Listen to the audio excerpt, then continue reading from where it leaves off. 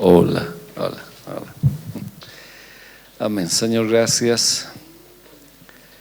Gracias, Dios, por la vida que nos das. Gracias por la oportunidad, Señor, una vez más de poder venir, adorarte, bendecirte, Señor. Gracias porque, Señor, eres tan bueno que a pesar de cualquier situación, tú extiendes vida, tú extiendes amor, extiendes misericordia, extiendes paz, Señor. Gracias. Gracias por los que estamos en este tiempo, Dios, que está difícil, pero que, Señor, tu iglesia se levanta poderosa. Aún, Señor, porque donde están dos o tres, Dios, hay una presencia tuya y eso es suficiente, Padre. Te agradezco, Dios, te bendigo esta noche. Te pido que tú puedas, Dios, tocar nuestras vidas con la palabra y, Señor, ya tú puedas tomar el control de todo.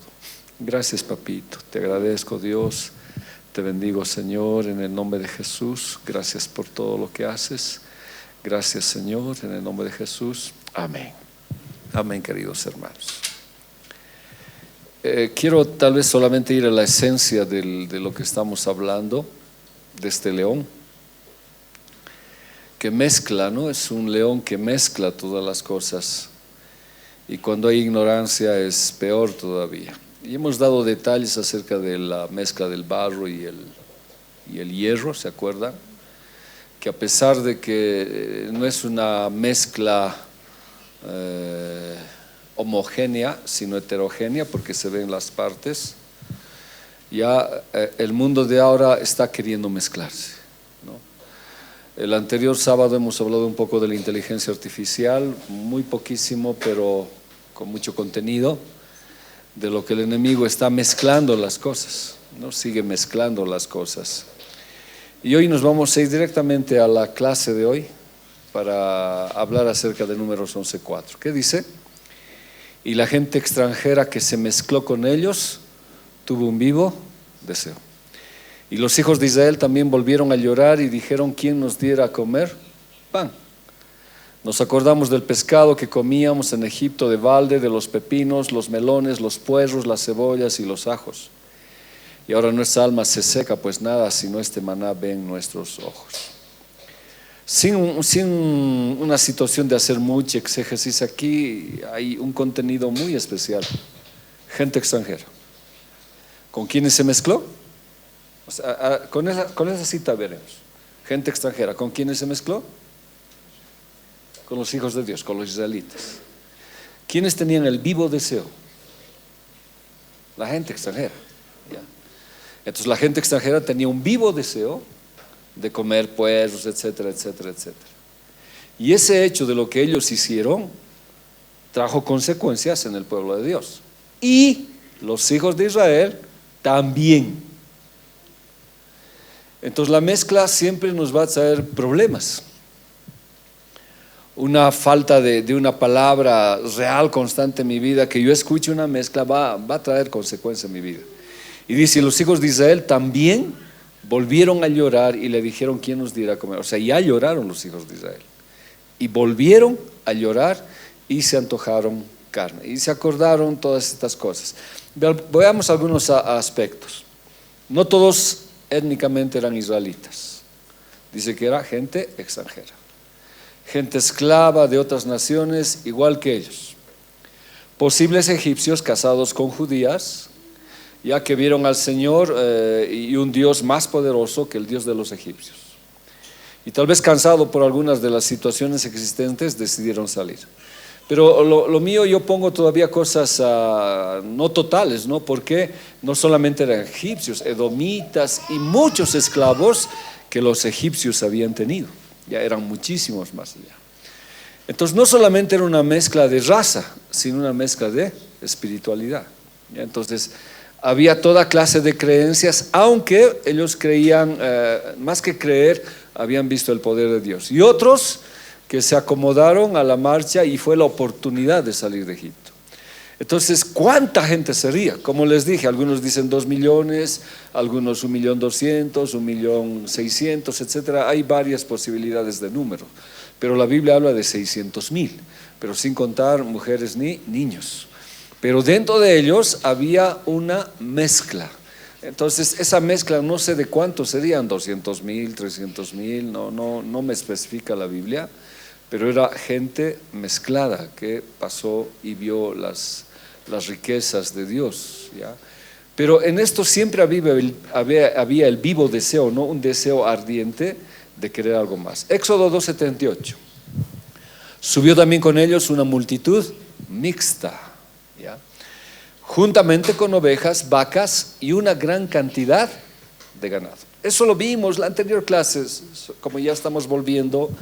Yo decía, ¿cuál era el vivo deseo? ¿Cuál era el vivo deseo de ellos? De la gente extranjera tenía un vivo deseo. Ahora, ellos pensaron, ¿no? Y cualquiera pensaron que saliendo de Egipto iban a llegar de una manera bien fácil a la tierra prometida y ver todas las cosas que la promesa decía. Pero nunca pensaron que iban a tener un desierto, ¿ya? Nunca pensaron que iban a tener un desierto. Más cuando el desierto era de 40 años más o menos. Entonces ellos dijeron, no, volvemos. ¿Ya? Y tuvieron un vivo deseo. ¿Un vivo deseo de qué? Ahí está, por favor, un vivo deseo de qué? De comer carne, ¿no? Tenían un vivo deseo de comer carne. Ahora, si vamos a Éxodo 12:38, dice, mira, subió también con ellos una multitud mixta, juntamente con ovejas y vacadas, una gran cantidad de ganados. La pregunta es, ¿había carne? Había carne. Entonces, aunque podíamos dar muchas otras, ¿no? Pero una pregunta sencilla, y si había carne, ¿por qué no sacrificaron la carne que tenían? O la siguiente pregunta es, ¿o qué carne querían? ¿No? Gálatas habla de los deseos de la carne. ¿Cuáles son? ¿No? Idolatría, hechicería, etcétera, etcétera. ¿Cuál vivo deseo tenían? O sea, en realidad sí querían carne, pero más que todo extrañaban un poco la situación de Egipto, ¿ya? Extrañaban lo que ellos tenían, qué sé yo, sus situaciones, y ir en el desierto iba a ser mucho para ellos. Entonces ellos dicen, ya, nos acordamos del pescado, etcétera, y no se acuerdan de lo que sufrieron. ¿Y por qué salieron? Porque es la gente extranjera la que dice eso. Si tenían ellos una vida cómoda allá, ¿por qué no se quedaron? Es que pretendieron y pensaron que lo que iba a venir iba a ser mejor, pero nunca pensaron que para hacer algo mejor tenía que venir, ¿qué cosa? Un desierto. Un desierto. Muchas veces es algo parecido en nuestra vida y en la vida cristiana. Cuando conocemos a Dios o en alguna instancia pensamos que las cosas van a ser sencillas y fáciles y vamos a lograr nuestro objetivo. Pero llegado el momento vemos que no es así y que tenemos que pasar un desierto, ¿ya? Un desierto. Y esa fue la situación con ellos. Ahora, yo me he planteado algunas preguntas, ¿no? Que decía, ¿podían haber cazado un animal en el desierto? Podía decir no, pero ¿había? ¿No había? ¿Era posible? Era posible, pero no querían. Querían otra carne. ¿Podían sacrificar animales de su rebaño? ¿Ellos habrían salido con carne ellos? ¿Habrán salido con ovejas, con ganado? Sí. ¿Y por qué no sacrificaron un animal que ellos tenían? Ya. Solo lloraron por el vivo deseo, o sea, contagiaron al pueblo de Israel. Y los de Israel también empezaron a llorar. ¿Y por qué ellos no hicieron lo mismo? ¿No? ¿Por qué no hicieron lo mismo? Adelante estaba la tierra prometida, pero ellos prefirieron lo de atrás, no el desierto. Porque la tierra prometida implicaba desierto, implicaba formación, implicaba transformación. Oseas, Amós, varias partes de la Biblia dicen, ¿no?, que la iglesia tiene que atravesar por el desierto. Entonces nosotros de alguna manera también atravesamos el desierto, pero no es fácil, no es sencillo, pero se llega, se llega. Ahora, una de las cosas que el verso 6 dice, ahora nuestra alma se seca. Entonces, ¿cómo estaba su espíritu? O sea, ¿se acuerdan que hemos dicho, si el espíritu está mal, el alma también está mal? Si el alma está mal, también el cuerpo está mal. Entonces aquellos dicen, no, nuestra alma se seca. Entonces si su alma estaba seca, ¿cómo estaba su espíritu? Más seco. Porque de acuerdo a la comunión que yo tengo con el Señor, mi alma rebosa. Y cuando mi alma rebosa, mi cuerpo se mantiene, diremos, en la salud que Dios da. Eso habla Tesalonicenses. Entonces ellos dicen, ¿no? Ahora cuando hablamos de alma, hablamos del suje, sus emociones, su parte de ellos, la parte emocional. Pero la parte interna de Dios también estaba seca. Entonces ellos dicen, no, nuestra alma se está secando. ¿Por qué tendría que secarse el alma? Uno se pregunta, ¿no? ¿Extrañarían qué? ¿Tenían un vivo deseo de qué? ¿De las fiestas de Egipto? Estoy un poco tal vez exagerando, ¿no? ¿De qué tenían el antojo de volver? ¿Qué extrañaban? ¿Las parrandas? ¿Qué extrañaban? ¿Cuál era su vivo deseo? De tal manera que su alma se estaba secando. Cuando yo no conozco a Dios en verdad y no hay una relación con el Señor, mi alma también se va a secar porque voy a extrañar el pasado. Pero si conozco a Cristo y he recibido a Jesús en mi corazón, no, es imposible. Pero ellos dicen, mi alma, nuestra alma se seca. ¿A quiénes más incluyeron? A todo Israel, los hijos de Israel. Y dicen, no, pues nada sino este maná ven nuestros ojos. El maná era un prodigio de Dios. Pero están cansados de comer maná de día, maná de noche, maná de la tarde, tiempo de maná, sajta de maná, sopita de maná y todo maná. Están cansados del maná. Pero cuando nosotros leemos la Biblia, en Juan dice, no, nuestros padres comieron el maná cuando está Jesús y hizo el milagro de la reproducción de los panes y los peces. Entonces la gente le sigue y le dice, no, pero tú has reproducido pues un día. En cambio nuestros padres vieron todos los días el maná. Entonces es más grande los milagros de antes que el que tú estás haciendo. Nuestros padres comieron el maná en el desierto, como está escrito. Este era el pan del cielo, les dio a comer. Y Jesús les dijo, de cierto os digo, no os dio Moisés el pan del cielo, mas mi Padre os da el verdadero pan del cielo. O sea, no les ha dado Moisés, como ustedes dicen. Es mi Padre el que les ha dado el maná, que es el pan del cielo. Porque el pan de Dios es aquel que descendió del cielo y da vida al mundo. Le dijeron, Señor, danos siempre este pan. Jesús le dijo, yo soy el pan de vida. Entonces, ¿de qué estaban cansados? O sea, si hacemos ese símil, si hacemos esa comparación, su vivo deseo no era la carne, había carne. ¿Ya? Su lloro y su llanto y su alma se estaba secando no por lo que tenían con Jesús, sino por una vida anterior. O sea, no habían conocido a Cristo. ¿Qué eran? Gente extranjera. Entonces, la gente extranjera es aquella gente que no logra conectarse con Dios y fácilmente vuelven al pasado. Y aquí Jesús claramente dice, yo soy el maná, yo soy el pan de vida. Entonces, volviendo atrás, ¿de qué estaban cansados ellos? Y ahora nuestra alma se seca, pues nada sino este maná ven nuestros ojos. ¿De qué estaban cansados? Ya, pero si hablamos espiritualmente, como lo hemos dicho, y el símil que hemos hecho, ¿de qué estaban cansados? ¿De qué? De la palabra, de Jesús mismo. Puede ser que suceda alguna vez en nuestra vida, cuando alguien te dé la palabra y todos los días la palabra y diga, ¿y por qué palabra? Estoy cansado de la palabra, ¿no hay otra solución? ¿No hay otros medios que pueda haber para combatir esta crisis? Vamos a los cristianos, es que la palabra dice, Dios tiene el control. Una vez alguien me dijo, estoy cansado de lo que usted dice, pastor, Dios tiene el control. Y yo digo, no, Dios tiene el control, Él es soberano. No, estoy cansado. Si tiene el control, ¿por qué no suceden estas cosas? Estaban cansados de Jesús. ¿Pero por qué estaban cansados de Jesús? Porque era gente extranjera y se había mezclado, ¿ya? En una alusión que habíamos hecho con ustedes en otra es acerca de Éxodo 3:4.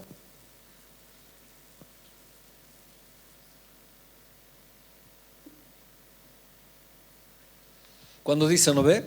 Cuando el Señor vio que Moisés se acercaba para observar mejor, Dios le llamó desde el medio de la zarza Moisés, Moisés, aquí estoy, respondió. No te acerques más, le advirtió el Señor. Quítate las sandalias, porque estás pisando tierra santa. Esto es bien bonito, es bien interesante, ¿no? Moisés fue a un monte. Y este monte, como todo monte, tenía pues sus cosas. Caminaban los ganados, transitaba la gente. Era un monte común, ya un monte con todas las cosas que de alguna manera nosotros podíamos conocer. Inclusive los animales hacían sus necesidades y el camino estaba plagado de eso. Era un monte común. Pero este monte común, con todas sus situaciones que le estoy hablando, ¿en qué se convirtió? En un lugar santo. ¿Por qué? Por la presencia de Dios. Esto me encanta, ¿no? No es la presencia del pastor, no es la presencia del ministerio, es algo que Dios usa. Pero lo que vuelve santo es la presencia de Dios. Por muy común y muy alejado de una limpieza, de una higiene, por decir, como hablaba de un monte común, ya, por muy común que sea, Dios puede hacer santo. Pues dice la Biblia, Dios escogió lo ignorante, lo no sabio, y lo convirtió en algo santo. Entonces, de pronto Moisés, dentro de todo lo común que él estaba caminando, ya, encuentra una zarza ardiente que prefigura la presencia del Espíritu Santo que no se apaga, y él se acerca. Cuando el Señor vio que Moisés se acercaba para observar mejor, o sea, quería ver de cerca qué es lo que estaba sucediendo, qué pasaba, Dios lo llamó desde el medio de la zarza. Moisés, Moisés, aquí estoy, respondió él. No te acerques más, le advirtió el Señor, porque este ya no es el monte común, este es tierra santa, porque yo estoy aquí. Solamente ahí, ya, yo dije, si la presencia de Dios está en la iglesia, ¿cuál sería la advertencia de Dios? Está aquí la presencia de Dios, ya tiene que estar. Pero ¿cuál sería la advertencia? De otra manera, nadie podía acercarse al monte del Señor, o sea, nadie podía llegar al monte de Dios. Había advertencia, había límites. Aún si se acercaba una bestia o alguien pasaba, debería morir, porque el lugar era santo. Entonces vuelvo a reiterar, no solamente en la iglesia, en mi vida, en cualquier lugar donde yo esté, la presencia de Dios hace santo ese lugar. Pero lo que yo quiero decir, hay advertencias de Dios. Entonces, aplicándolo a la iglesia, yo decía, ¿no? ¿Cuál sería la advertencia? O sea, yo vengo y digo, Mishu, perdón, Mishito. ¿Ya?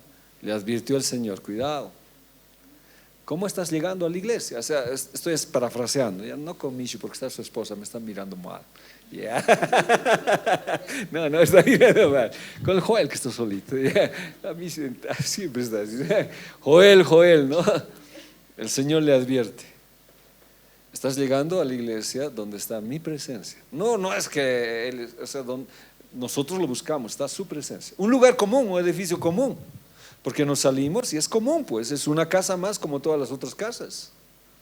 O sea, no es que el Señor se queda aquí y le echamos llave y nos espera a la próxima, no es así. Es común, pero cuando su presencia está, ¿en qué se convierte? En un lugar santo. Entonces Dios le advierte a Joel, pues no solamente a Joel, a mí, le dice, a ver, te advierto, Joel, estás llegando a mi iglesia y mi presencia lo está volviendo un lugar santo. Quítate, quítate, no sé qué. Pero yo puedo llegar con muchas cargas. O sea, yo estoy hablando de calzados, pero puedo estar llegando con muchas otras cargas. Por eso el salmista David dice, no, dejen todo en la puerta y entren con acción de gracias. Porque entrar al lugar de la presencia de Dios sin el debido respeto, la reverencia, qué sé yo, puede ser consecuencia. Gracias a Dios Jesús murió por nosotros y por eso nos mantenemos vivos, pero hay advertencias. Pero decimos, ¿no? Y nosotros aplicamos a la vida diaria, no es así, ¿no? Y de pronto la iglesia se convierte en un lugar de salida, de entrada.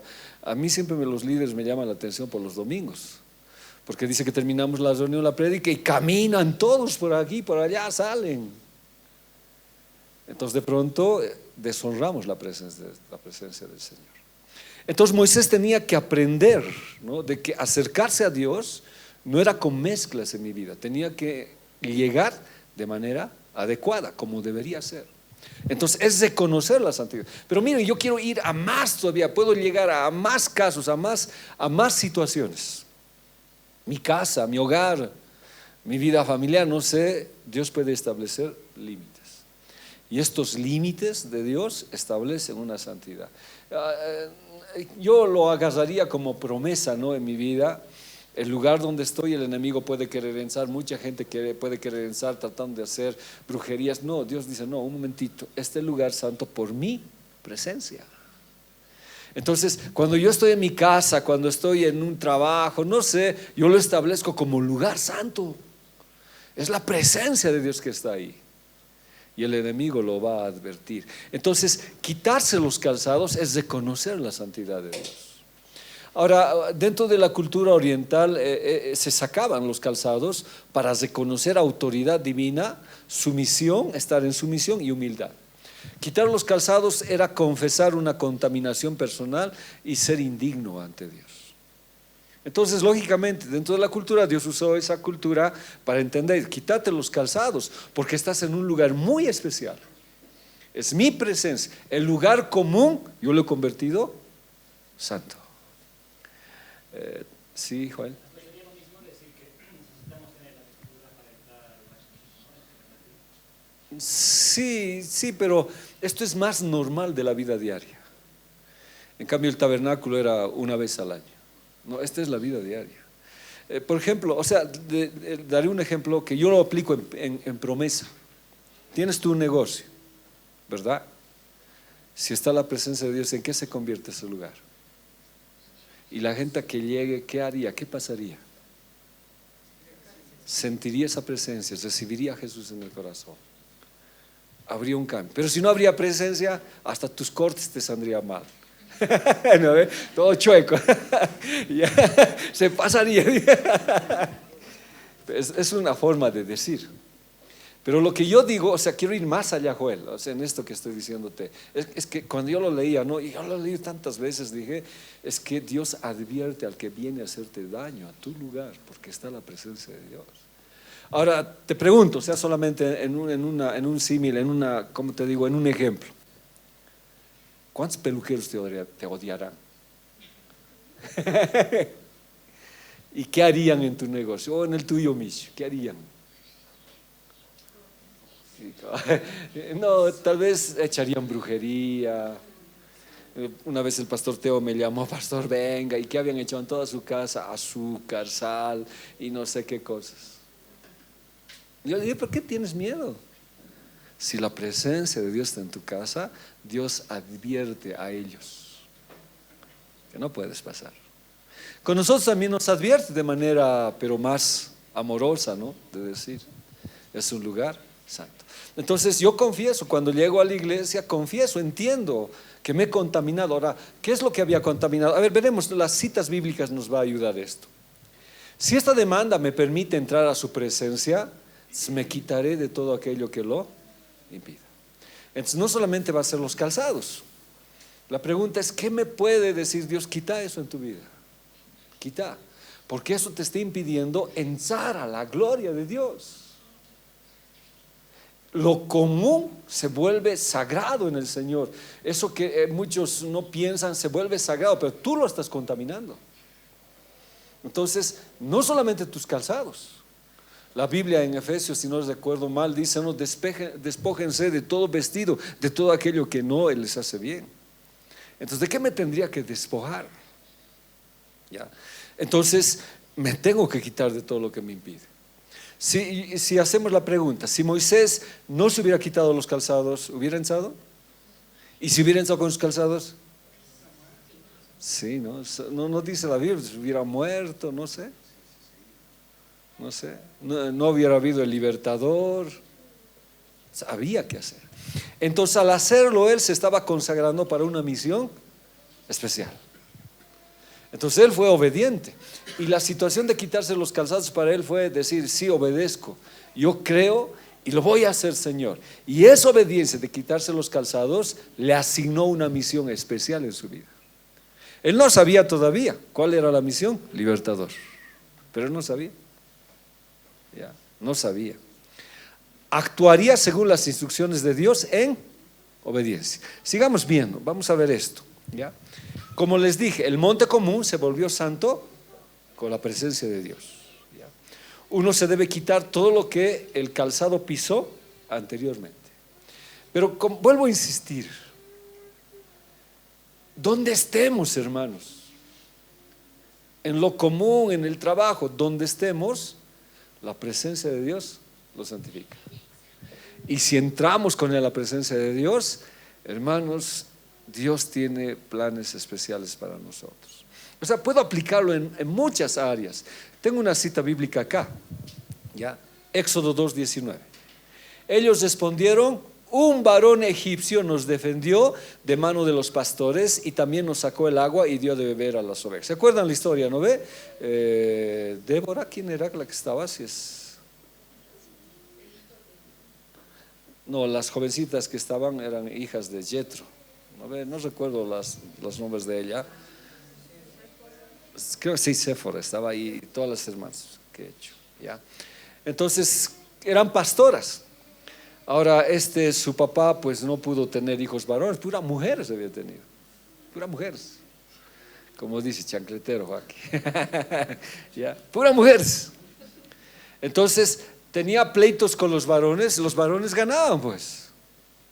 Hasta que Moisés había escapado de Egipto y pasó por este rumbo. ¿Y qué dicen ellas? Le cuentan a su papá, le dicen, no, así nos quitaban el agua. ¿Y cómo? ¿Qué ha pasado? Les pregunta a su papá. Y ellas respondieron: un varón egipcio. Ahora pregunta, ¿era egipcio? ¿Quién era este varón egipcio? Era Moisés. ¿Y era egipcio? ¿Qué era? Hebreo, para ese tiempo, era hebreo. Entonces, ¿por qué dicen que era egipcio? Exacto.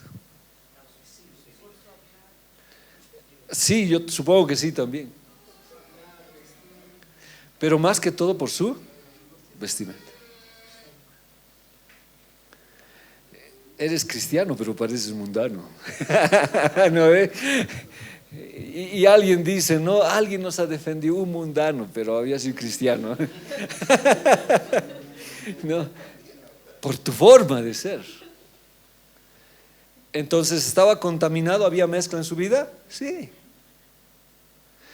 Dios permita que cada vez que nos identifiquemos nos vean como hebreos, en este caso, como cristianos y no como egipcios. Ahora, miren esta cita. Ya. Y ahora ordenó el Señor: llévate la mano al pecho. Moisés se llevó la mano al pecho y cuando la sacó, la tenía toda cubierta de lepra y blanca como la nieve. Tantas veces la he leído, hermanos. Soy un neófito en la Biblia. A ver, ¿ustedes qué encuentran acá? Estoy hablando de mezcla. Entonces tiene que ir a eso. ¿Estaba mezclado en su caminar? Sí. ¿Cómo se vestía? Como egipcio. ¿Cómo hablaba? Como egipcio. Pero era hebreo. Pero la contaminación de donde él vivía lo transformó, por lo menos exteriormente, aunque él tenía pensamientos de que era hebreo. Entonces no es que lo que tú pienses, sino que la situación interna debería afectar la externa. ¿Estaba contaminado sus pies? Sí.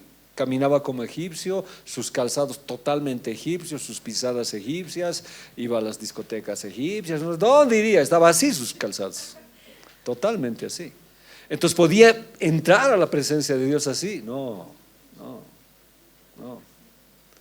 Entonces ahora Dios, para aclarar más la situación de su contaminación, ¿qué le dice? Mira, Moisés, lleva la mano al pecho. Si nosotros recibiéramos una orden así, ¿qué mano llevarías? La derecha, algunos dicen, ¿no? ¿Y dónde llevarías? Al corazón. Aunque en algunos está a la izquierda, a la derecha, al centro, pero figurativamente hago ese sí. Entonces cuando las manos son acción. Yo he enseñado de otra manera esto, pero yo digo, ¿cómo puede haber tanta enseñanza en la Biblia? Se lleva la mano al pecho y ¿cómo sale su mano? Con lepra. ¿Por qué? Porque su corazón estaba contaminado. Dios tenía que cambiar todo. Ahora, el Señor lo deja con su contaminación. No. Ahora, imagínense cuando vio su mano como lepra, ¿cómo habrá quedado Moisés? O sea, ¿qué habrá dicho? No, mi mano, volverla a meter. Y cuando la metió, estaba sana. Pero lo que yo estoy diciendo es que las mezclas no solamente contaminan nuestro caminar diario, nuestro andar, sino contaminan nuestro corazón, y nuestras acciones son como obras muertas delante de Dios. ¿Estaba mezclado? ¿Estaba contaminado? Sí. Pero una vez que salió, ¿cómo salió? Transformado. Sus calzados ya no eran egipcios. No sé si se volvió a colocar, porque hemos dicho que es un símil, no sé con su ropa qué pasó, porque las chicas dicen, no, era un egipcio, pero es una transformación en su corazón, en su caminar, en su vida. Va a vivir nuevas dimensiones al tener un encuentro con el Señor. Pues yo digo, ¿no? Si Dios me desafía y me dice, no sea cualquiera, y dice, Leo, tienes que dejar eso, quita eso de tu vida. Si es un desafío de Dios, ¿qué debo hacer? Obedecer, porque lo que viene es de mucha bendición. Pero si no lo dejo, y si sigo arrastrando, no, Señor, ¿se acuerdan pues de la vara? ¿No? ¿Qué tienes en tu mano? Una vara. Suéltalo. No, Señor, no voy a soltar esta vara. Es mi sustento, es mi trabajo, con ella aseo las ovejas, es mi paga, es mi diario sostén de mi vida. Porque la vara implicaba eso. Un pastor sin vara no era pastor. Con ella caminaba, con ella arreaba, era su medio de defensa, su medio de negocio, su medio de trabajo, etcétera, etcétera. Entonces cuando Dios le dice suelta eso, para él ha sido difícil. Es que no es fácil en algunos aspectos de nuestra vida, especialmente diremos en el llamado pastoral, cuando Dios te dice deja tu trabajo, soltá, que yo te voy a sostener. Si uno, pero yo les dije, no, cuando el Señor me dijo que lo deje, al día siguiente renuncié sin avisar a casa, a mi esposa, nada. Fue otro problema más allá, ¿no? Pero si no hubiera obedecido, no hubiera estado aquí. Hubiera seguido con mi vara, tal vez con mi trabajo, pero nunca hubiera visto la gloria de Dios. Ahora, eso es un caso extremo el que yo estoy hablando. Los otros casos, ¿cuáles serían? ¿Qué es lo que Dios me dice? Quita para ver la gloria. Quita eso que te está cargando, quítalo y entra a mi presencia. Y luego vas a salir transformado y vas a entender por qué deberías quitar eso en tu vida. Entonces, ¿había mezclas en Moisés? Sí, había. Entonces, el león es lo que hace, confundirnos, mezclar las cosas. Ahora, cuando vamos a Aarón, Aarón hace pues un becerro. Éxodo 31:10. Los vestidos del servicio, las vestiduras santas para Aarón, el sacerdote, las vestiduras de sus hijos para que ejerzan, ¿qué cosa? El sacerdocio. Es bien interesante, el nombre de Aarón significa maestro o excelso. El nombre de Aarón significa el que ilumina, monte de poder. Entonces, ahora, su nombre está ligado a su sacerdocio. Porque el sacerdote, ¿qué tenía que hacer? Enseñar la palabra de Dios. Enseñar la palabra de Dios. Esa era su función. Entonces, él era un maestro. Su función, su responsabilidad era enseñar. Éxodo 32:4. De pronto Moisés va a recibir las tablas de la ley y ya no aparece. Y algunos reciben visiones, porque sucede todo en las mezclas. Dice, en mi visión he visto a Moisés morir en el monte, ya no va a volver. Y todos escuchan la visión y dicen, ya no va a volver, ¿qué vamos a hacer? Necesitamos la presencia de Dios. ¿Quién reflejaba la presencia de Dios? Moisés, figurativamente. Porque la gente parece que estaba acostumbrado a ver algo. Entonces necesitamos ver y al final, ¿no? Pues están en una desesperación. En su sentimiento real interno, ellos estaban pensando correctamente, pero distorsionado. Querían la presencia de Dios, pero visual. Entonces al final le dicen a Aarón, no, nos tienes que hacer al Señor. O sea, su intención no es mala, si se dan cuenta. Nos tienes que hacer a Dios. Queremos verlo. Entonces Aarón dice, no, y él tomó de sus manos todas las joyas que había dado. Ahora, un rato más antes, si nosotros vamos a Éxodo más antes, ya, ellos habían dado también sus joyas para hacer el templo. Y ahora estaban dando sus joyas para hacer un becerro. O sea, las mezclas sí nos distorsionan. Y este Aarón es débil de espíritu, débil en muchas cosas, pero es maestro. La Biblia dice, no, uno de los peores, no quiero decir ministerios, uno de los peores, uno de los ministerios que más castigos recibe en la iglesia es el maestro. Es el maestro, ahorita lo vamos a ver. Y él fue maestro, debería enseñar la ley de Dios, debería decir que Dios es uno y debería oponerse, pero él recibe presionado. Y los tomó ya de sus manos y les dio forma con buril. Aquí hay otra pregunta que me he hecho. Él era experto en hacer, volveremos, no sé si el becerro era así, ya no sé. Pero un experto en hacer. No dice, no, yo no sé pues, nunca he estudiado joyería, no sé nada. A ver, ¿a quién podemos llamar para...? Él hace, entonces, ¿qué significa? ¿Qué creen que significa? A ver, hermanos, por favor, a ver, desentierren sus telarañas. ¿Qué significa? ¿Qué hacía? En Egipto, ¿qué haría? No sé, ni yo sé, pero solamente me he preguntado. Porque que yo diga a alguien, no, si le digo a alguien, a ver, házmelo una escultura. A la Gis le digo, házmelo una escultura bien bonita de mí, ya, una estatua. Oye, con mis ojos salidos, mi nariz grande, no sé, cojo, estoy diciendo porque no es pues expertise, no tiene experticia en eso. Entonces de alguna manera el experto. Ahora no me dice la Biblia, solamente puedo un poquito hacer conjeturas, ¿no? En Egipto ha debido ver, o por ser esclavo tal vez le han obligado a hacer estos becerros de fundición. Y agarró y le dio forma, bien fácil le dio forma. Y dice, no, e hizo de ellos un becerro de, entonces, ¿qué más había? Fundir. Otros dicen que estaba recubierto con oro, se lo había tallado y lo recubrió con oro. Entonces tenía también que saber el arte del fundidor.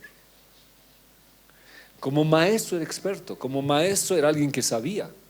Pero ¿dónde usó toda su experticia? ¿Dónde usó su conocimiento de orfebrería, de fundición? ¿Dónde lo usó? En cambio, cuando vemos Éxodo 31, dice que Dios les dio a Barzilai, no me acuerdo el otro nombre, habilidad de hacer toda la estructura del templo, sus decorados de una manera bella. A martillo hacían ellos. No había ni una parte que unir, todo a martillo lo hacía, labraba. Era para el templo, pero ahora este hombre Aarón, ¿para qué hace? Un becerro de fundición. Entonces, lo que yo trato un poquito de decir, ¿no? Como maestros tenemos tal vez formación en algunas cosas. Entonces, inclusive nuestras formaciones académicas puede servir. Pero si lo uso para otra cosa, eso es grave. Y él lo usó para otra cosa. Una vez les dije, no, pues me buscaron de un partido político y vinieron, Freddy, queremos hablarte, me han dicho, te hemos visto predicar, te hemos visto hacer, serías un buen instrumento en el partido político. Y hartos se convertirían a paz, no sé, y me invitaron, pues. Vemos tu elocuencia, decía. Y si yo decía ya, un becerro, ¿no? Haría un becerro. Es que no soy llamado para eso, lo que Dios me ha dado. Ahora, seguiría pues yendo a esto. Si Dios te ha dado la experticia para tocar, te ha dado el talento porque viene de Dios, y si lo usas para el otro lado, ¿no sería ser un becerro? Seguiré viendo. Y ellos dijeron, ya, este es tu Dios Israel que te ha sacado de la tierra de Egipto. ¿Estoy leyendo bien o estoy leyendo mal? A ver. Y él los tomó de sus manos y les dio forma con buril e hizo de ellos un becerro de fundición. Y ellos dijeron, este es tu Dios Israel que te ha sacado de la tierra de Egipto. ¿Y quiénes son ellos? Tendría que ver otras, porque no solamente sería Aarón, sino hartos que estaban ahí. Cuando Aarón vio esto, edificó un altar delante del becerro. Y Aarón hizo una proclama diciendo, mañana. Es bien interesante, ¿no? Porque Aarón está de alguna manera, ese rato ya hecho el altar, podía ser la fiesta. Pero él quería todavía que la gente se arrepintiera. Algunos dicen que le puso como un becerro con cuernos para que viera. No, la gente estaba ciega. Y trató de que en la noche ellos se arrepintieran y dijeran, no, no, igual fue. Y al día siguiente se levantaron temprano, de madrugada. 6 de la mañana fueron ellos. Y trajeron ofrendas de paz. Todo es cristiano, hermanos. No están, o sea, ¿a quién estaban adorando según ellos? A Yahvé. O sea, las ofrendas a Yahvé. O sea, ellos no estaban, supongo, según ellos, no estaban equivocados, era Dios. ¿Perdón? Por el maestro. Sí, no tanto, influía. Y cuando él dice, este es Dios que los sacó de la tierra de Egipto, entonces, con todo su corazón fue así. Pero desde Aarón está está confundido desde el maestro, porque dice, apenas hizo esto y edificó altar al becerro. Si hubiera estado confundido, él hubiera entrado a la tierra prometida. Él sabía. Y cuando lees Éxodo dice, no, por haberme hecho esto, tú y Aarón no entrarán a la tierra prometida. Sabía, sí, Aarón murió de eso, sabía. Entonces, ¿qué tenía? Miedo. Miedo a la presión, miedo a lo que le iban a decir, y cedió. E intentó en ese hecho de tomar algunas cosas para que ellos cambiaran, pero la gente no cambió. No cambió. Él más debería morir. Por eso vuelvo a reiterar, ¿no? El hecho de ser maestro es muy complicado. ¿Qué enseñó? Era maestro excelso. ¿Qué iluminó? Estaba sin comunión con Dios, llevó al pueblo a una idolatría de donde ellos habían salido. Otra vez los metió. Miren esta cita. Bueno, creo que está más allá. Pero si lo pueden buscar, dice, no, mayor condenación hay para los maestros. Creo que está, pero si me pueden buscar. A ver si me lo puedes buscar, Leo o Denis. El hacer algo de forma equivocada puede llevar a la idolatría. Sí, sí, de una herejía a una blasfemia y de la blasfemia a una apostasía. Pero es pasable cuando lo haces en ignorancia. ¿Dónde está el problema? Cuando sabiendo lo haces. Recién estuve hablando con uno de mis estudiantes y le pregunté, ¿cuál es el motivo de tus preguntas? ¿Hacerlo quedar mal al maestro? ¿O es que de verdad ignoras? Se calló, no me quiso responder. La respuesta ya estaba hecha, ¿no? Ya está, se veía. Entonces, el hacer preguntas es muy bueno. El disentir, yo soy, diremos, elogio que alguien disienta. Es bueno, se tiene que disentir, porque no siempre uno puede tener la razón completa. Soy hombre, soy maestro, tengo falencias, pero una cosa sí soy sincero, no lo hago con intención. O sea, mi intención, Dios me perdone, ¿no? Si mi intención es desviarlos, no, Dios me perdone, ya Dios me perdone. Pero si lo hago a sabiendas, eso sí es grave. Eso sí es grave. He visto enseñanzas mías de atrás y veo mis equivocaciones. Entonces, en base a esas equivocaciones yo tengo que corregir. Pero aquí era sabiendo, su temor, su miedo le hizo hacer estas cosas. ¿Han encontrado la cita? Ahora está. Dice, Hermanos míos, no os hagáis maestros, muchos de vosotros, sabiendo que recibiremos mayor. ¿Y por qué no lo condenas al evangelista? Ya, ¿por qué no usan los maestros? Ya no es de caer. Sí, pero hay que instruirlos, ¿no? Hay que instruirlos. El problema es que cuando sacas la convocatoria, si te llegan ya hecho maestros, aquí dicen no se hagan maestros. Entonces esto viene como don de Dios, es un regalo de Dios, es un regalo de Dios. Ahora, ¿por qué recibe mayor condenación? Porque se ha hecho maestro, y al hacerse maestro pues no ha recibido la debida iluminación de Dios, o no sé, pero sí trae problemas. Yo soy consciente de esto. ¿Se puede ocasionar problemas? Sí. Entonces cuando enseño, debo enseñar con temor al Señor de que no cometa un error, no cometa un error. Segunda 17:26, entramos al tema mismo de lo que hemos salido. Dijeron pues al rey de Asiria: las gentes que tú trasladaste y pusiste en las ciudades de Samaria no conocen la ley de Dios de aquella tierra. Y él ha echado leones en medio de ellos, y aquí que los leones los matan, porque no conocen la ley de Dios de la tierra. Entonces ya sabemos por qué matan estos leones. ¿Por qué matan? Muy bien, aquí más, ¿quién da más? Por la ignorancia. Entonces, ¿cuándo aparecen los leones? Cuando eres ignorante.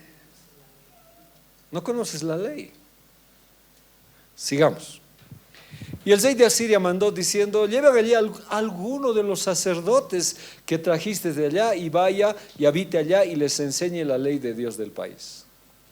He buscado harto en todas las, ¿qué se dice?, las versiones bíblicas, y no encuentro como dice el hebreo, habla en plural, ¿ya?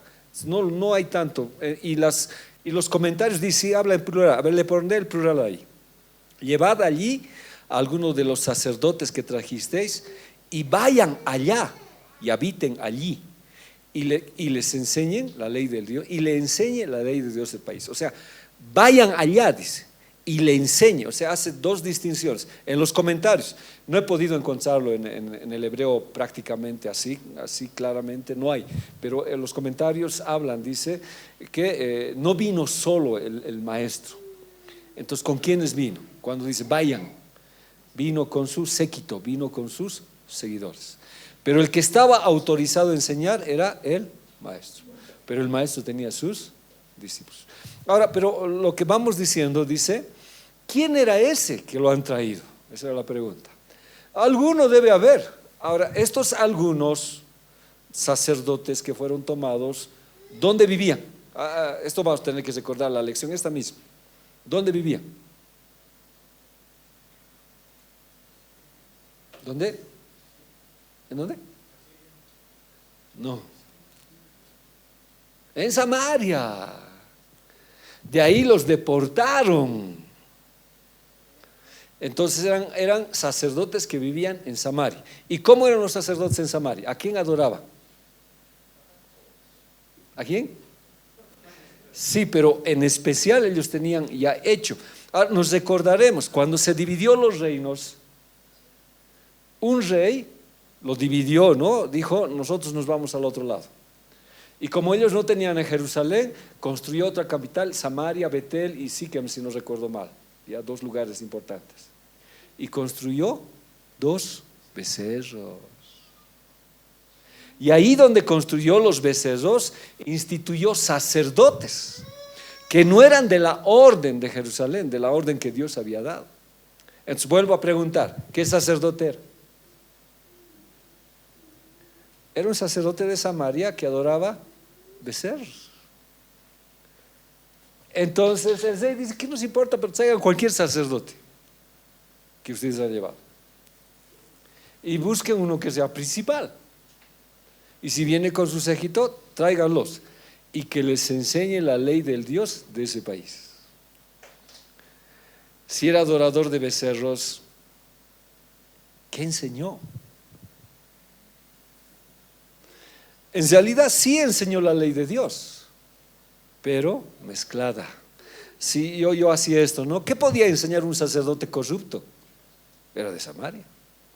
Él adoraba becerros. Ese rey cambió las fiestas, cambió muchas cosas. Él era de Samaria, no era de Judea. Era un sacerdote que ya había mezclado sus cosas. Entonces, igual llevó esa enseñanza ahí, ¿ya? Enseñó a los nuevos habitantes una religión corrupta. Entonces, como decía Denis, ¿no? Aparte de los becerros, no fue pues difícil incluir otros dioses. Entonces no fue alguien que dijo, no, solo Dios existe, Dios y nada más. No, dijo, ¿qué se llama tu Dios para que lo honremos? Yahvé de los ejércitos, qué bien lo honraremos. Y podemos hacer nuestros dioses, sí, háganlo, decía, no hay problema. Pero no olviden que Yahvé es el Dios de dioses. No, pues ya estaba corrupto. Sí, ya estaba corrupto. Y así, a ver si sigamos leyendo, dice, y vino uno de los sacerdotes que había llevado cautivo de Samaria y habitó en Betel. Y Betel era un centro de adoración. Y les enseñó cómo habían de temer a Yahvé. Pero sigo preguntando, ¿cómo? O sea, ¿qué temor? Con razón los maestros recibirán muchísima condenación. ¿Qué temor? O sea, lógicamente pues era una mezcla, sí, hay que temer a Dios y puedo temer. En una clase que yo tuve, bueno, así dijo, ¿no? Alguien me preguntó, ¿puedo llevar, pastor, puedo llevar flores al cementerio para mi difunto? Dice, sí, claro, pues, si no te van a castigar si no llevas flores, le dijo el pastor. Yo me quedé con mis ojos cuadrados, ¿no? ¿Cómo? Le dije, no, pastor, ¿cómo? Sí, pues hay que obedecer porque las almas nos visitan, dijo.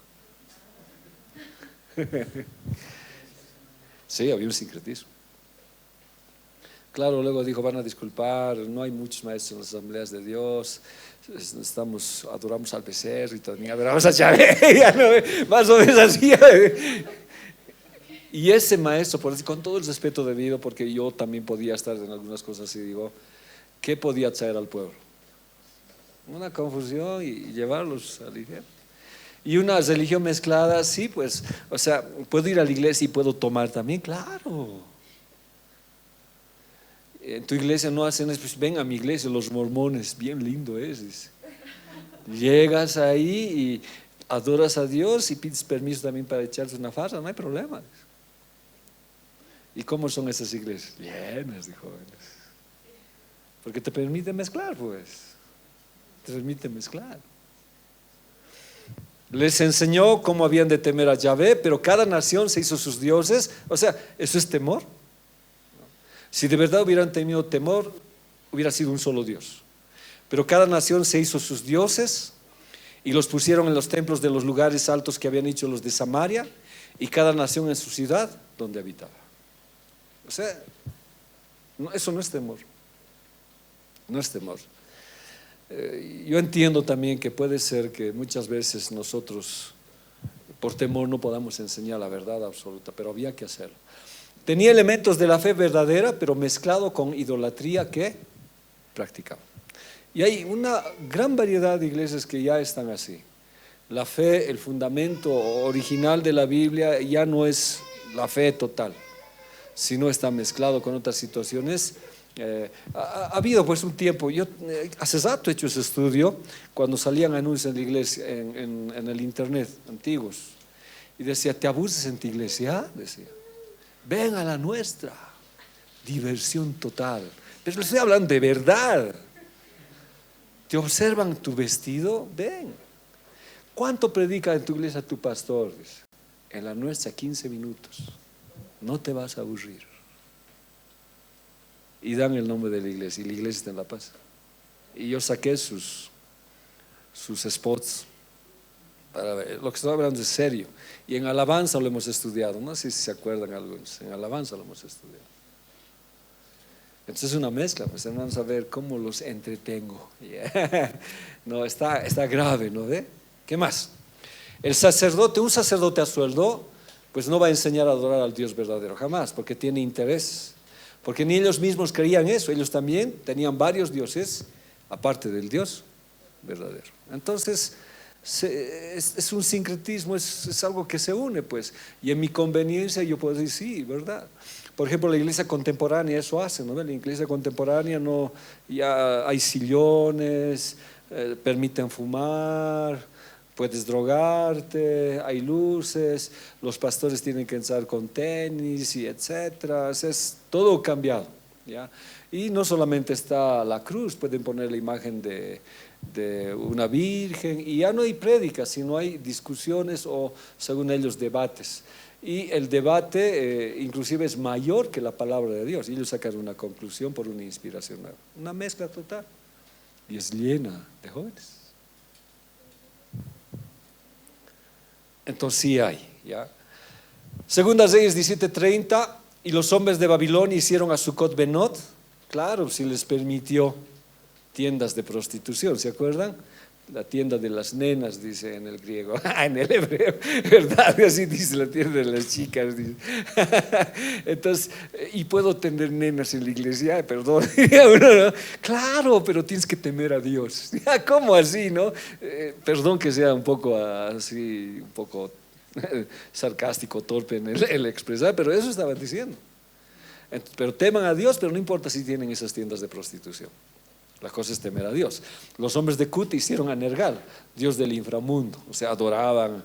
Puedo ir a la autopista a adorar a ¿qué se llama? Al tío. Sí, anda, pero no te olvides de venir a la iglesia el domingo. Me encontré con una pastora, no les digo nada, solamente una pastora. ¿Cómo está? Le sí, ¿cómo está la iglesia? Digo, bien, pastor. Los hermanos ya no vienen, pero siempre mandan sus diezmos y eso nos alegra, dice. No sé si me está entendiendo lo que me dijo, ¿no?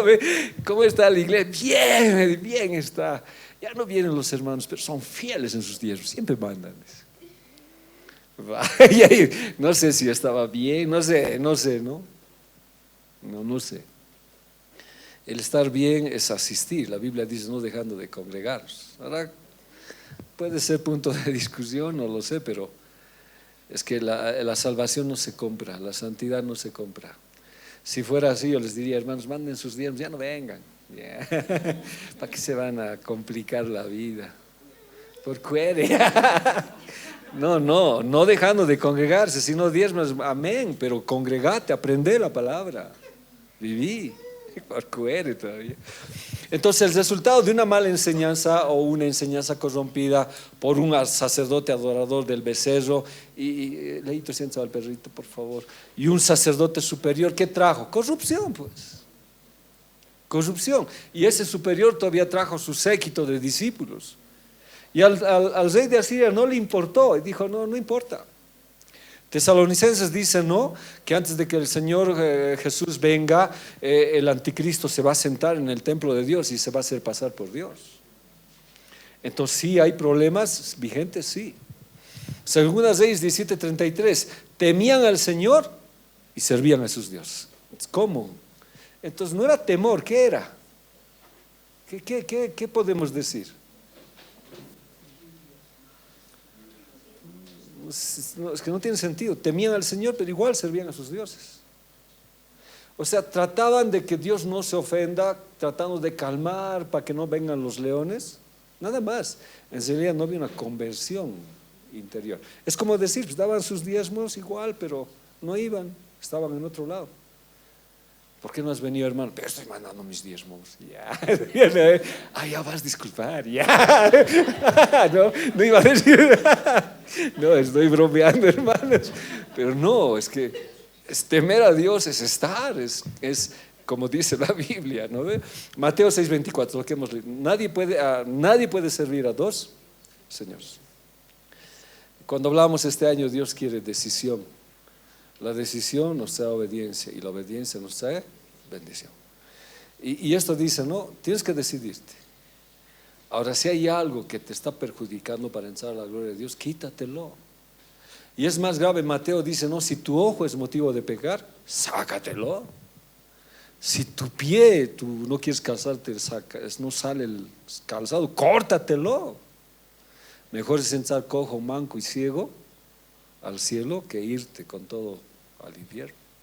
Este es tiempo de decidir, porque aborrecerá a uno y amará a otro, o se apegará a uno y despreciará al otro.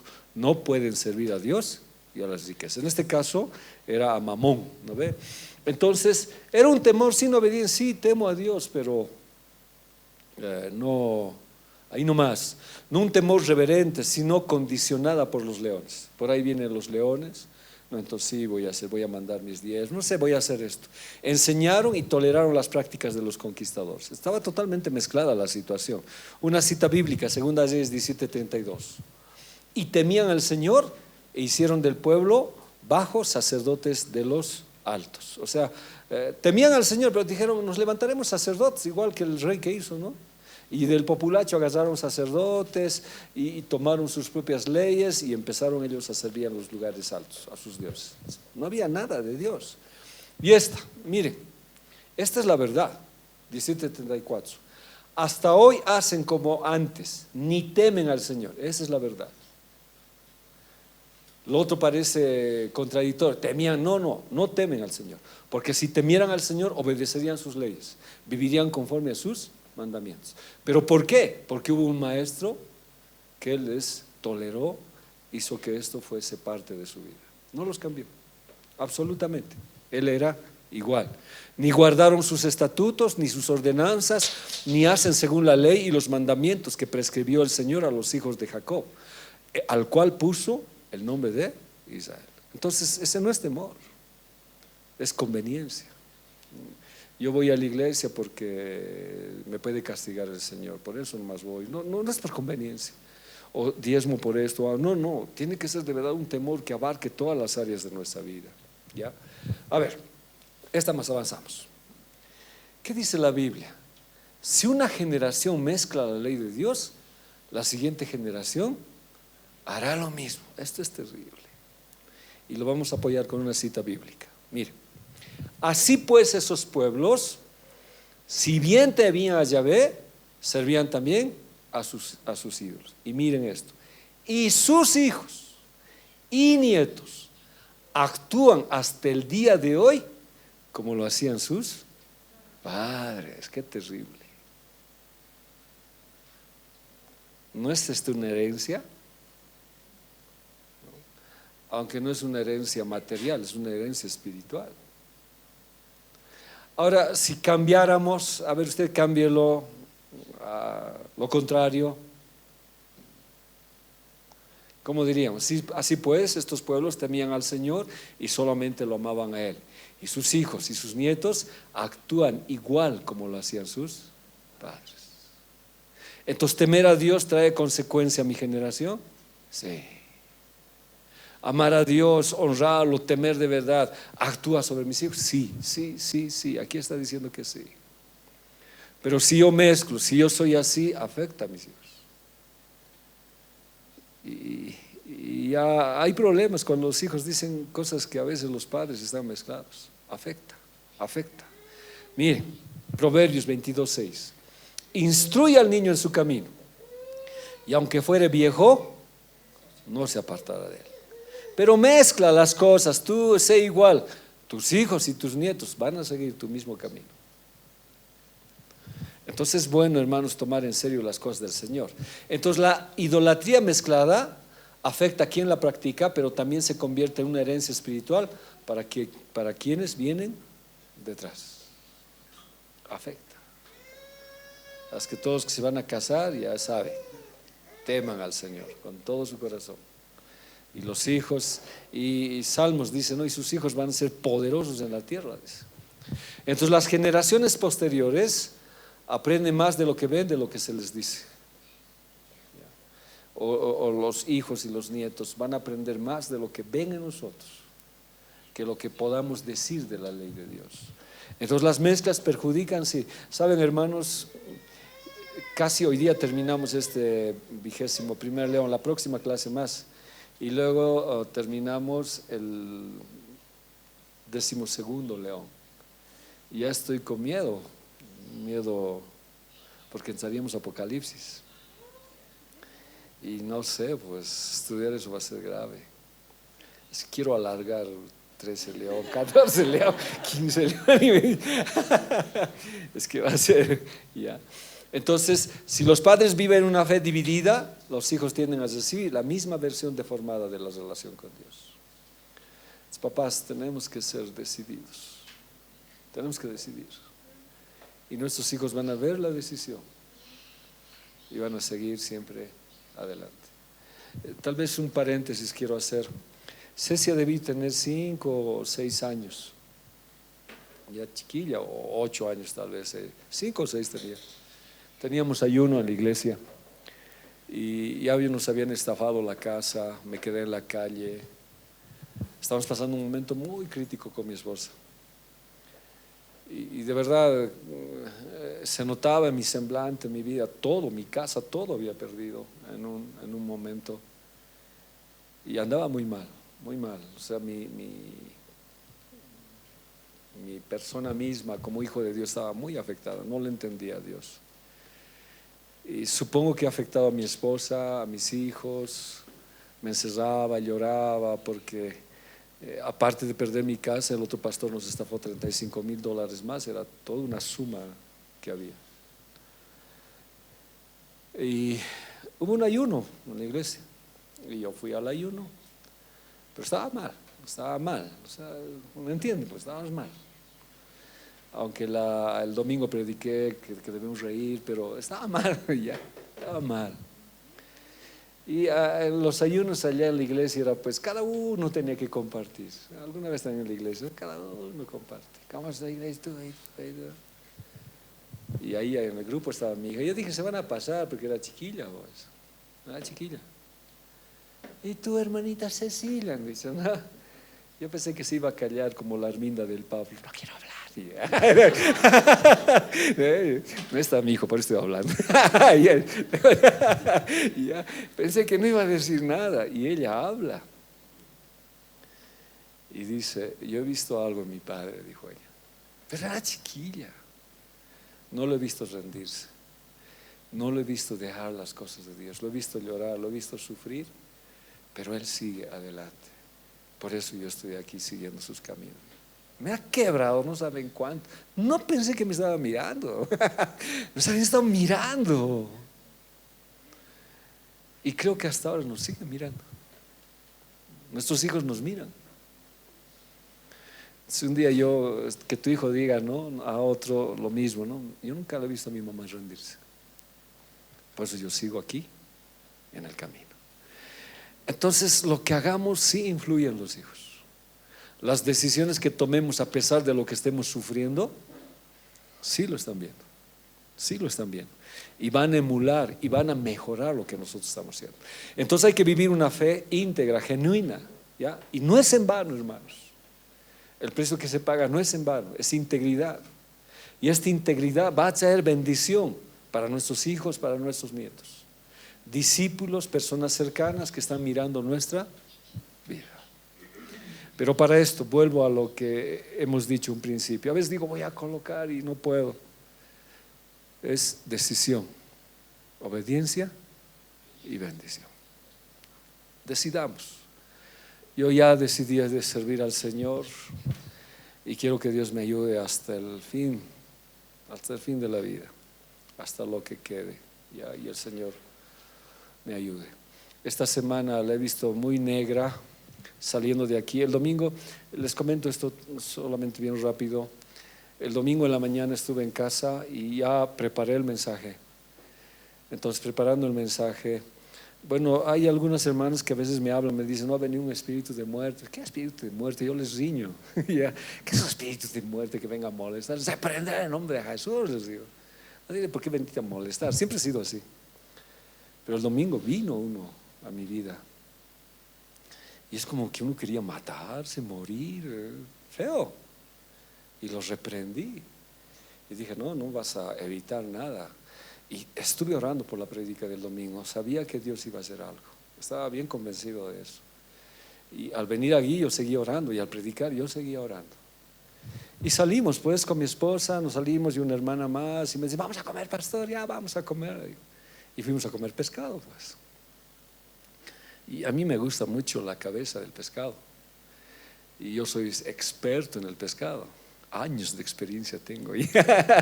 Mi abuelita siempre cocinaba pescado, no había ningún problema. Pero lo que no ocurre en 100 años, ocurre un día. Dice, ¿no? Por algún problema, un hueso de la cabeza se me atragantaba aquí. Y no era un hueso cualquiera, no era un plano.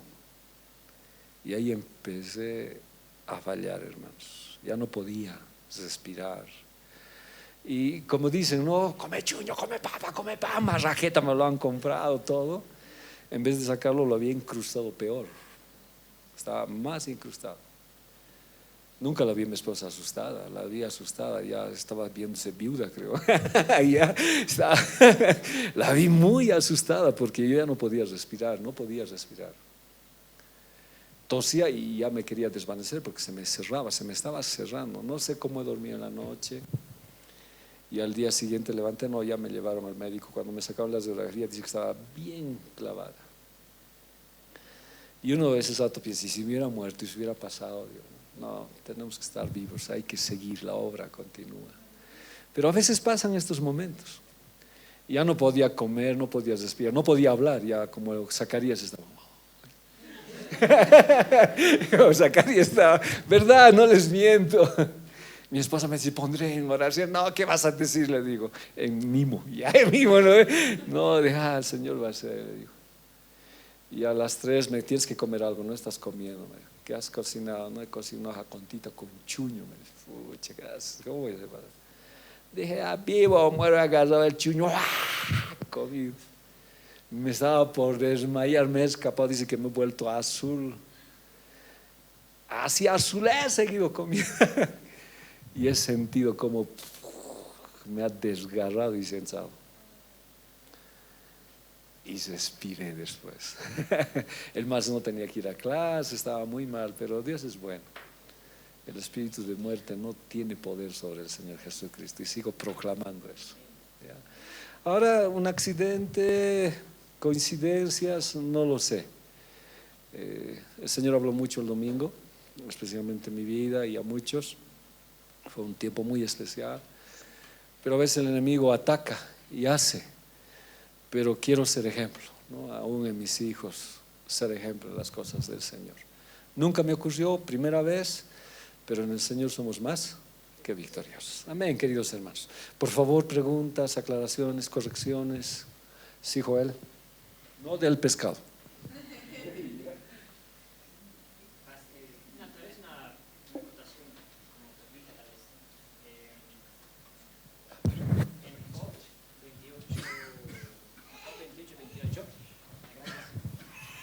Amén. En Job 28:28 nos dice la palabra, he aquí el temor del Señor es la sabiduría y el apartarse del mal, la inteligencia. De alguna manera la Biblia nos separa, ¿no? ¿Qué es la sabiduría y la inteligencia?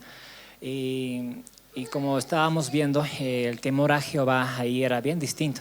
Tenía una sabiduría distinta, mezclada, pero algo que no tenían ellos era el apartarse del mal. No se apartaban del mal. O sea, no había inteligencia de Dios, y era algo que rescataba de eso, ¿no? Y también viendo el griego, si podemos ver el griego, es bien interesante. El temor a Jehová que dice ahí en Segunda Reyes es distinto del significado que el temor a Jehová de Job y también el temor a Jehová de Salmos, dice, ¿no? Es distinto, es interesante las diferencias que podemos encontrar ahí. ¿Cuál es el principio de la sabiduría? ¿Alguien más? Pastor, buenas noches. Quiero aprovechar este momento para tal vez hacer una disculpa pública del anterior.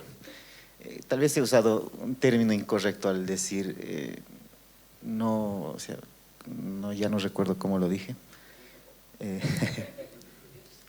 Pero decir no estoy de acuerdo, pero al decir no estoy de acuerdo no me refería a no recibo la enseñanza, sino tal vez el término correcto que debía haber dicho es tengo ciertas observaciones. Bueno, eso en primera, ¿no? En cuanto al tema, esto del sincretismo se ve mucho. La Iglesia Católica, solo tengo este ejemplo, la Iglesia Católica ya había hecho mucho sincretismo en cuanto a la veneración a María, a los santos, y en México cuando empezaron a poblar, los pueblos de ahí, originarios de ahí, tenían una diosa Y la iglesia cuando llegó allá, la iglesia católica romana llegó ahí, dijeron, pero esa diosa es María. Entonces, a modo de ganar a los lugareños de allá, cambiaron esa diosa y lo volvieron en lo que ahora se conoce como la Virgen de Guadalupe, ¿no? Que hasta las miniseries hay. Y así hicieron en todos los países, a modo de ganar más adeptos. Siempre fue ese su objetivo.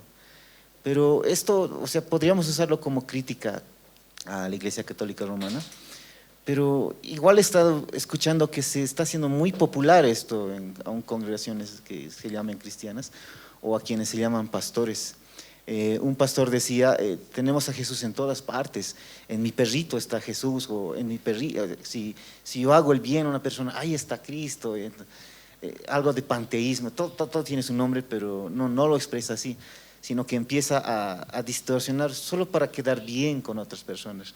Otro decía que el Dios de los musulmanes es el Dios de los cristianos, entonces empiezan a hacer estas aseveraciones solamente para hacer lo mismo que hizo Aarón en su momento, ¿no? Empezar a ganar más adeptos, quedar bien con todos. Y pienso que tal vez esta es la labor más difícil del maestro, porque el maestro tal vez tiene que rechazar quedar bien con todos, sino tiene que hacer lo posible por quedar bien con Dios, aunque al resto no le agrade lo que está diciendo, pero tiene que decir la verdad tal cual y tiene que saber poner límites.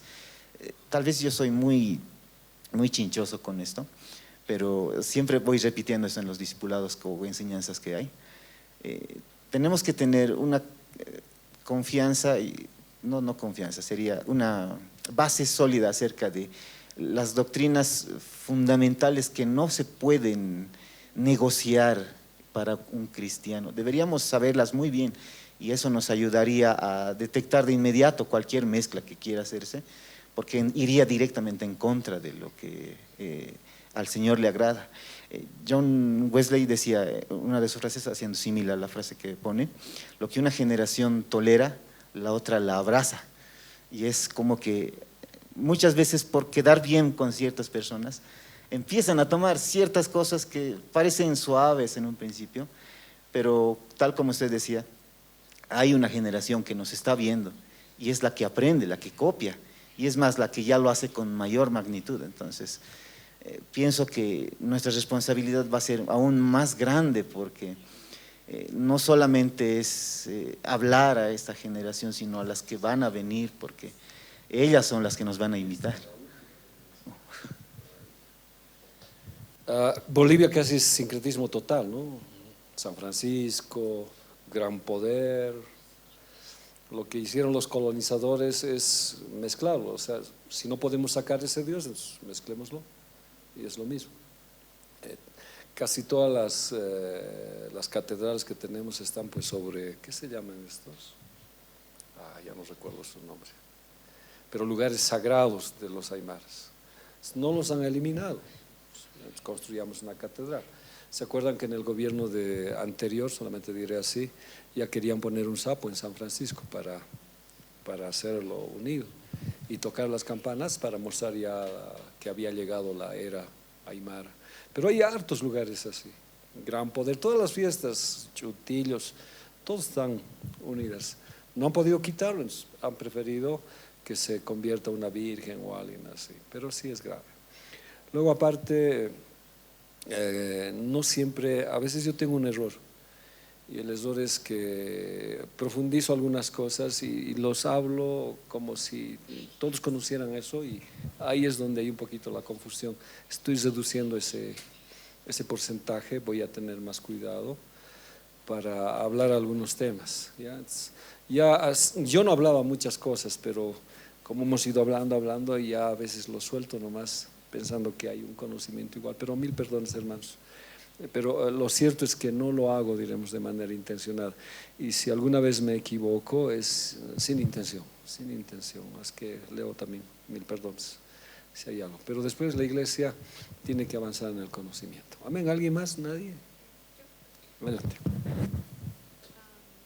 Pastor, cuando estábamos hablando sobre lo que dicen de lo que abraza las generaciones, creo que también se refiere y va mucho también con el tema de las maldiciones generacionales, ¿no? Eso y también, ¿no? Recordando lo que usted decía, que en este último tiempo, aparte de vivir un sincretismo, también no vivimos un panteísmo en las iglesias. Y me recordaba mucho cuando dijo el tema de las publicaciones de las iglesias que hacen, ¿no? El de 15 minutos, y es algo muy cierto. Es algo que realmente está pasando porque yo fui a visitar y realmente es así, ¿no? Son 15 minutos de palabra, 15 minutos de alabanza y ya. Fui a visitar. Sí, o sea, ya. No voy a decir, no voy a decir el nombre de la iglesia por respeto, pero sí he visto, ¿no? que esto por el cuidado de ir a visitar a algunos amigos, ¿no?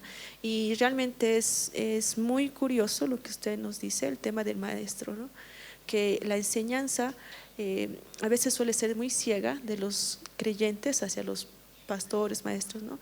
Y lo toman de una manera tan normal este tipo de enseñanza y el cambio que ha habido en la iglesia, porque no era así antes. Entonces se está viendo como una evolución de tanto por el tema de la globalización, la tecnología, muchas situaciones que están pasando a nuestro alrededor, sociales, económicas, políticas, que está afectando al creyente en muchas situaciones. Entonces creo que es muy importante el poder entender la palabra, el poder tener discernimiento de lo que realmente es fundamental dentro de la iglesia. Y porque, bueno, cuando yo y sé más o menos cómo algunos hermanos, bueno, no de la iglesia, no de otras congregaciones, hay confusiones con ciertas doctrinas, cómo manejarlas. Y bueno, a mí, cuando yo estaba hace tiempo empezando en el Señor, me recordaba de que iba a las iglesias católicas y yo, según yo, iba a liberar, pero yo no sabía unas doctrinas ni nada así, a lo lógico. Y realmente es algo muy importante el tener ese discernimiento de maestro, conociendo muy a profundidad la palabra y distinguiendo, ¿no? Las doctrinas que realmente nos marcan lo que es el camino de Jesucristo. ¿No eso, pastor? He tomado algo muy en serio hoy día, que es cierto, es muy importante lo que dice Leo. Alguna vez habría que ver qué creen las asambleas de Dios, cuáles son las verdades fundamentales que tenemos, ¿no ve?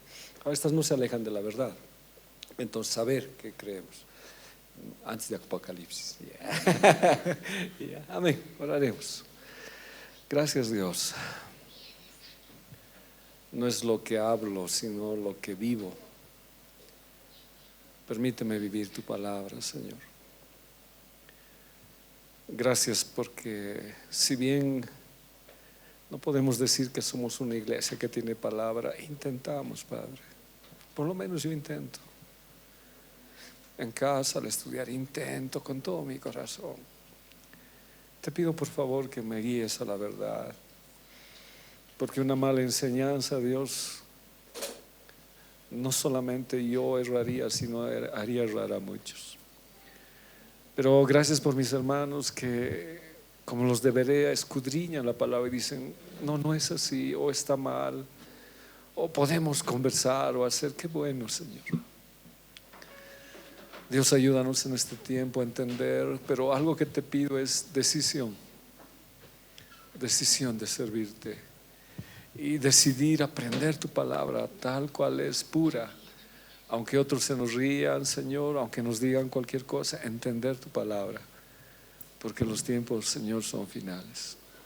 Gracias, Dios, por todo tu amor. Gracias por los maestros que has levantado en la iglesia.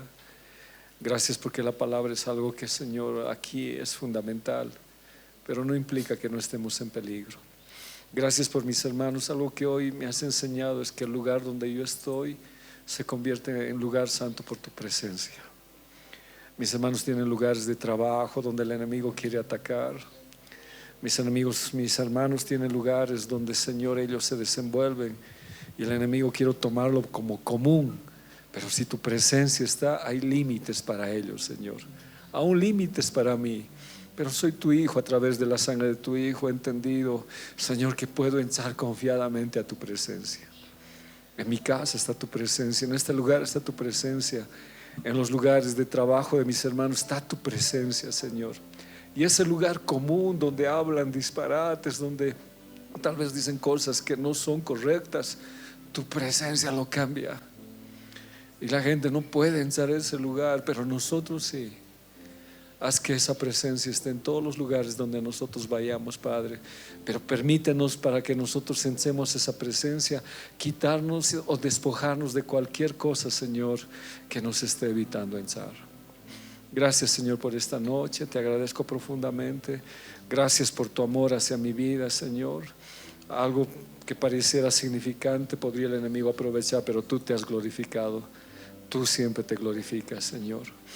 Ahora, Dios, también permite a mis hermanos, Dios, poder bendecirnos, bendecir con una ofrenda al que tiene y al que no tiene, Señor, y darte mi corazón como ofrenda. Gracias, Padre. Bendice, Dios. También quiero pedirte humildemente por esta hermana, Señor, esposa de pastor, que ha estado en este minibús. La han creído muerta, pero dicen que ha resucitado. Es esposa de pastor de un amigo mío.